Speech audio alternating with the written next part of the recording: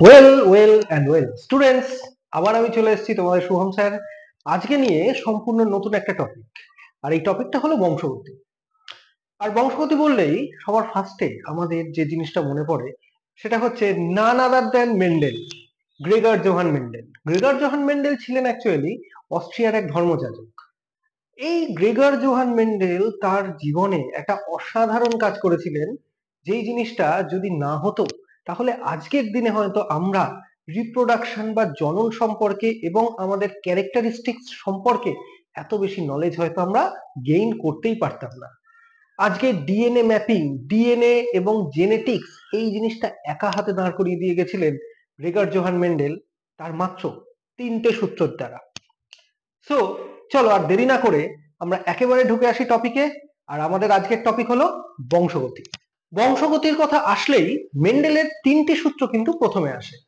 প্রথমটি হচ্ছে প্রকটতা সূত্র, আর দ্বিতীয়টি পৃথকীভবন সূত্র এবং তৃতীয়টি স্বাধীন বিন্যাস সূত্র।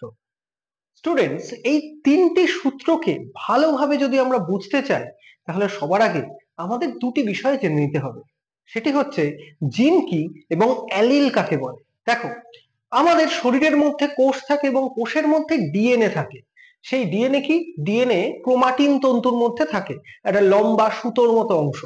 সেই ডিএনএ এর বিশেষ বিশেষ কিছু নির্দিষ্ট নির্দিষ্ট অংশকে আমরা জিন বলি। ঠিক আছে? জিন কি করে? জিন যে কোনো একটি বৈশিষ্ট্যকে বহন করে। সেই বৈশিষ্ট্য অনেক রকম হতে পারে। এ পর্যন্ত প্রায় 5000-এরও অধিক বৈশিষ্ট্য পাওয়া গেছে, সেটা কেবলমাত্র একটি মানুষের দেহে। এই 5000-এর অধিক বৈশিষ্ট্যের মধ্যে কিছু কিছু বৈশিষ্ট্যের উদাহরণ আমি দিই: চোখের রং, চুলের রং এবং গায়ের রং, লম্বা না বেঁটে, কতটা লম্বা, প্রত্যেকটি বৈশিষ্ট্য কিন্তু জিন নিয়ন্ত্রণ করে। চলো চলে আসি জিনের সংজ্ঞা হিসেবে আমরা কি লিখতে পারি। জিন হলো একটি বংশগতির আণবিক একক, যা ডিএনএ এর একটি নির্দিষ্ট অংশ এবং দেখো জীবের সমস্ত বৈশিষ্ট্য নির্ধারণ করে, প্রোটিন তৈরির নির্দেশনা দেয় এবং পিতামাতা থেকে সন্তানে বৈশিষ্ট্য বহন করে। অ্যাকচুয়ালি যখন সেক্সুয়াল রিপ্রোডাকশন বা যৌন জনন ঘটে তখন এই জিনই কিন্তু একটি কোষ থেকে আরেকটি কোষে প্রবাহিত হয় এবং পিতা মাতা থেকে সন্তানের দেহে প্রবাহিত হয়, যার জন্য আমরা পিতা মাতার বৈশিষ্ট্যের অনেক ছাপ সেই সন্তানের মধ্যেও দেখতে পাই। এ তো গেল জিনের কথা। চলে আসো অ্যালিল জিনিসটা কি। হ্যাঁ, অ্যালিল হচ্ছে এই জিনের মধ্যে দুটি অংশ। কি কি অংশ? দেখো, যদি যে কোনো বৈশিষ্ট্য আমরা ধরে নিই, যদি আমরা লম্বা ধরি তার বিপরীত একটা বৈশিষ্ট্য বেঁটে, যদি আমরা কালো ধরি তার বিপরীত বৈশিষ্ট্য সাদা। ঠিক সেই রকম ভাবেই অ্যালিল হচ্ছে এই দুটি বৈশিষ্ট্যে একই সাথে থাকে। অর্থাৎ জিনিসটা আরেকটু প্রিসাইসলি বোঝাতে গেলে ধরে নাও এইখানে দুটি জিন রয়েছে। ঠিক আছে?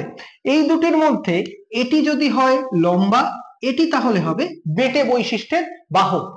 এই দুটি জিনের মধ্যে যে কোনো একটি জিন থাকে প্রকাশিত বা প্রকটিত, আরেকটি জিন থাকে লুক্কায়িত, অর্থাৎ বাহ্যিকভাবে দুটি জিন একসাথে অবস্থান করলেও তার মধ্যে একটি বৈশিষ্ট্য বাহ্যিকভাবে প্রকাশিত হয়, একটি বৈশিষ্ট্য বাহ্যিকভাবে প্রকাশিত হয় না, অর্থাৎ লুক্কায়িত অবস্থায় থাকে। এইটাই মেন্ডেলের প্রথম সূত্র বা প্রকটতা সূত্র। দেখো, যখন দুই বা ততোধিক বৈশিষ্ট্য একসাথে থাকে এবং একটি আরেকটির অ্যালিল হিসেবে কাজ করে, তখন আমরা কি দেখি? এই দুটি অ্যালিলের মধ্যে যে কোনো একটি কিন্তু প্রকাশিত হয়, আর যে জায়গাটা রয়েছে মানে আর দ্বিতীয় যে বৈশিষ্ট্য রয়েছে সেটি অপ্রকাশিত থাকে অথবা প্রচ্ছন্ন অবস্থায় থাকে। তাহলে এখানে দুটির মধ্যে একটির প্রকাশ ঘটা, এই জিনিসটাকে পার্টিকুলারলি এই জিনিসটাকে আমরা বলবো প্রকটতার সূত্র, যেটা মেন্ডেল বলেছিলেন। ধরে নাও এখানে একটা এক্সাম্পল হিসেবে আমি যদি দেখি তাহলে ক্যাপিটাল টি এবং স্মল টি দুটো দুটো বৈশিষ্ট্য যদি পাশাপাশি থাকে তাহলে ক্যাপিটাল টি এটা লম্বা জিনের জন্য রেসপন্সিবল এবং স্মল টি এটা বেঁটে জিনের জন্য রেসপন্সিবল। তাহলে ক্যাপিটাল টি স্মল টি যদি থাকে তাকে আমরা বলবো শঙ্কর লম্বা। কেন শঙ্কর? তার কারণ এটা ফিনোটিপিক্যালি বা বাইরের দিক থেকে দেখতে লম্বা লাগলেও ভেতরে অর্থাৎ জিনোটিপিক্যালি যদি আমরা দেখি তার জিনোটাইপ সেখানে কিন্তু ক্যাপিটাল টি এবং স্মল টি এই দুটোই রয়েছে। এই জন্য এটাকে আমরা বলবো শঙ্কর। শঙ্কর মানে যেখানে দেখো ক্যাপিটাল টি এটা কিন্তু সম্পূর্ণভাবে এক্সপ্রেসড হচ্ছে ফিনোটিপিক্যালি এবং ভেতরে যেটা আছে মানে জিনোটিপিক্যালি সেটা কিন্তু ক্যাপিটাল টি এবং স্মল টি দুটো বৈশিষ্ট্য একসাথে। এদেরকে বলা হয় হেটেরোজাইগাস, যেখানে দুটি বৈশিষ্ট্য একসাথে থাকে। কিন্তু যদি ক্যাপিটাল টি দুটি থাকে তখন তাকে আমরা বলবো হোমোজাইগাস বা বিশুদ্ধ, বাংলায় বলে বিশুদ্ধ লম্বা। আবার একইভাবে যদি স্মল টি থাকে তাহলে তাকে কি বলবো? তখন তাকে আমরা বলবো বিশুদ্ধ বেঁটে।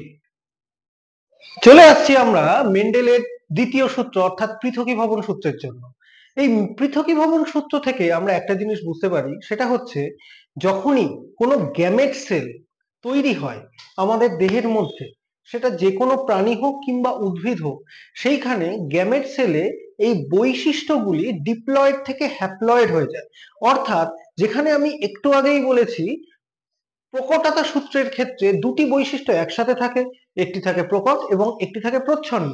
সেক্ষেত্রে যখন গ্যামেট কোষ তৈরি হয় তখন কিন্তু এই দুটি বৈশিষ্ট্য আলাদা আলাদা ভাবে পরের জেনারেশনে নতুন ভাবে মিলিত হয়ে আবার কি করে? অপত্যজীব সৃষ্টি করে। এটাই মেন্ডেলের পৃথকীভবন সূত্র। সো নাও আমরা এরপরে আসছি মেন্ডেলের ৩ নম্বর সূত্র, যেটা হচ্ছে স্বাধীন বিন্যাস সূত্র। স্বাধীন বিন্যাস সূত্র এটা আমরা পরবর্তীকালে আরেকটু চেকার বোর্ডের সহকারে খুব ভালোভাবে বুঝবো, বাট এটাও কিন্তু খানিকটা ওই পৃথকীভবন সূত্রের কনসেপ্ট ধার করেই আমরা বলছি। যে পৃথকীভবন সূত্রে যেমন বলা হয়েছে গ্যামেট তৈরির সময় জেনারেলি বৈশিষ্ট্যগুলো সেপারেটেড বা পৃথক হয়ে যায়, ঠিক তেমনি স্বাধীন বিন্যাস সূত্র অনুযায়ী গ্যামেট তৈরি করার সময় তো হয়ই, অন্যান্য সময়ে যখন অটোজোমাল বৈশিষ্ট্যগুলি একটা থেকে আরেকটা জেনারেশনে যেতে যায় তখন কি হয়? সেই বৈশিষ্ট্যগুলিও পরস্পর পৃথক হয়ে সম্ভাব্য সকল প্রকার বিন্যাসে বিন্যস্ত হতে পারে। সুতরাং আমরা যদি কেবলমাত্র দুটি বৈশিষ্ট্য নিয়ে কাজ করতে পারি তাহলে সেই দুটি বৈশিষ্ট্যের উপর ভিত্তি করে আমরা কিন্তু মোট 16টি 2⁴ অর্থাৎ 16টি সম্ভাব্য অপত্য কিন্তু পাবো। তো স্টুডেন্টস দেখো, মেন্ডেলের বংশগতি সূত্রে 3টি সূত্র তো তোমাদের বোঝা হয়ে গেল। এবার আমরা চলে আসবো এর অ্যাপ্লিকেশন নিয়ে, কি কি রকম ভাবে এর অ্যাপ্লিকেশন হতে পারে। বেসিক্যালি আমরা জানি বৈশিষ্ট্য যেহেতু প্রচুর রয়েছে, সুতরাং এইগুলো নিয়ে পরে তোমাদের ক্লাস 11-12 অথবা ইন ফিউচার যারা জেনেটিক্স এর লাইনে পড়াশোনা করবে তারা দেখবে অনেক অনেক রকম জিনিস কিন্তু আসবে। তো সেইগুলো নিয়ে আমি বিস্তারিত আলোচনায় এখন যাচ্ছি না, পরবর্তী ভিডিওতে একটার পর একটা সেইগুলো আসতে থাকবে। এখন আমি একটি বৈশিষ্ট্য নিয়ে মানে মোনোহাইব্রিড ক্রস নিয়ে কি করে আমরা অ্যাপ্লিকেশন বেসড পড়াশোনা করতে পারি সেই জিনিসটার একটা এক্সাম্পল আমি রাখবো। যেমন ধরো এখানে আমি একটা বৈশিষ্ট্য নিচ্ছি, সেই বৈশিষ্ট্যটা হচ্ছে লম্বা, অর্থাৎ এটি একটি প্রকট বৈশিষ্ট্য। লম্বা বৈশিষ্ট্যটি যদি আমরা এখানে নিই তাহলে ক্যাপিটাল টি অর্থাৎ প্রকট বিশুদ্ধ, এই বৈশিষ্ট্যকে আমরা তোমরা আগেই জানো আমি বলেছি এই বৈশিষ্ট্যটি হলো বিশুদ্ধ বৈশিষ্ট্য, আর এই বৈশিষ্ট্যটি কিন্তু বিশুদ্ধ। কাজেই দুটো বিশুদ্ধ বৈশিষ্ট্যকে যখন সংকরায়ন করা হচ্ছে তার থেকে আমরা কি জাতীয় অপত্য পাবো, অর্থাৎ এই বিশুদ্ধ বৈশিষ্ট্যগুলোকে আমরা যদি মাতৃজনু হিসেবে ধরে নিই তাহলে চেকার বোর্ড দিয়ে আমরা কিন্তু অ্যাপ্লিকেশন বলতে পারি। হ্যাঁ, এবার একটা জিনিস বলার সেটা হচ্ছে এই চেকার বোর্ড জিনিসটা কি। বিজ্ঞানী পানেট সবার আগে এই চেকার বোর্ড আবিষ্কার করার ফলে মেন্ডেলিয়ান জেনেটিক্স আমাদের বুঝতে কিন্তু জলের মতো সহজ হয়ে যায়, এবং এখনকার দিনে চেকার বোর্ড ছাড়া মেন্ডেলিয়ান জেনেটিক্স তোমরা কিন্তু সহজে বুঝতে পারবে না। তাই চলো আমরা দেখি চেকার বোর্ড দিয়ে কিভাবে আমরা মেন্ডেলিয়ান জেনেটিক্স ব্যাখ্যা করতে পারি। প্রথমত মেন্ডেল বলেছিলেন প্রথম যে সূত্রটি ছিল কি ছিল? প্রকটতা সূত্র। অর্থাৎ প্রকটতা সূত্রের পরের যে দ্বিতীয়টি সূত্র ছিল পৃথকীভবন সূত্র। দেখো ক্যাপিটাল টি দুটি অ্যালিল পাশাপাশি থাকলেও এখান থেকে বৈশিষ্ট্য ক্যাপিটাল টি অর্থাৎ বিশুদ্ধ লম্বা এটা কিন্তু আলাদা হয়ে যায়, পৃথকীভবন হয়ে যায়। তারপরে বিশুদ্ধ বেঁটে সেখান থেকেও স্মল টি যে বৈশিষ্ট্য অর্থাৎ বেঁটে হওয়ার যে বৈশিষ্ট্য পৃথকীভবন হয়ে যাচ্ছে। সেটা থেকে তোমরা একটা নর্মাল ধারণা পেতে পারো যে এটা হচ্ছে সংকর লম্বা। চেকার বোর্ডে আমরা কিভাবে সেটা লিখবো দেখো, চেকার বোর্ডে এখানে রইল ক্যাপিটাল টি, তাহলে ক্যাপিটাল টির সাথে স্মল টি আছে সেই জন্য আমি দিলাম ক্যাপিটাল টি স্মল টি।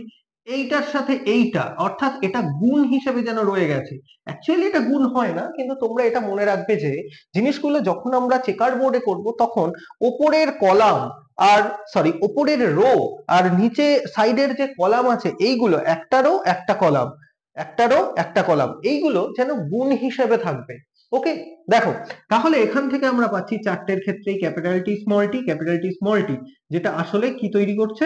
যেটা আসলে তৈরি করছে সংকর লম্বা। অর্থাৎ এক্ষেত্রে F1 জনু বা অপত্য জনুতে আমরা যে চারটি উদ্ভিদ পাবো সেই চারটি উদ্ভিদই হচ্ছে সংকর লম্বা।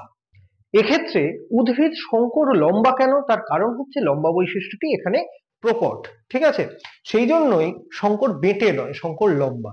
অর্থাৎ এখানে যে ক্যাপিটাল টি আর স্মল টি চারটে বৈশিষ্ট্য পাওয়া গেল, এই প্রত্যেকটি কিন্তু বাহ্যিকভাবে ক্যাপিটাল টি এর মতন। বুঝতে পেরেছো? অর্থাৎ একটা যদি 6 ফুট হয়, বাকি তিনটেও কিন্তু বা বাকি এই চারটেও কিন্তু 6 ফুটই হবে, কোনো রকম ভাবেই কমবে না। এর থেকেই মন্ডেল এই ধারণাটা এনেছিলেন যে প্রকটতা সূত্র, অর্থাৎ যে বৈশিষ্ট্যটি প্রকট সে বাহ্যিকভাবে সেই বৈশিষ্ট্যটাই সবসময় প্রকাশিত হয়।